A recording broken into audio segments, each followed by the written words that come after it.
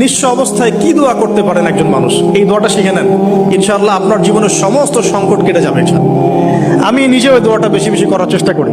দোয়াটা হচ্ছে, মুসা আলাইহিস সালাম একটা গাছের নিচে হেলান দিয়ে বসলেন, বসে দেখলেন দুইজন মেয়ে দাঁড়িয়ে আছে দূরে, পানি নিতে পারছে না। লোকজন পানি নিয়ে যাচ্ছে, ওরা দাঁড়িয়ে আছে বেচারি। মুসা আলাইহিস সালাম গিয়ে বললেন, কি সমস্যা আপনাদের? এটা নিয়ে আপনারা আবার মেয়েদের সাথে কথা বলার চেষ্টা করেন। ঠিক আছে, তো মাহারাম গায়রা মাহারাম মেনে চলেন। তারা বললেন যে আমাদের বাবা অনেক বৃদ্ধ মানুষ, আমরা পানি নিতে পারি না যতক্ষণ না আমাদের কম পানি নিয়ে চলে যায়। মুসা আলাইহিস সালাম একটু বললাম না, ফিজিক্যালি খুব স্ট্রং ছিলেন, থাকে না বডি বিল্ডার, সামনে গিয়ে কথা বলে সরো পানি নিতে দাও, তখন মানুষ একটু মূল্যায়ন করে না।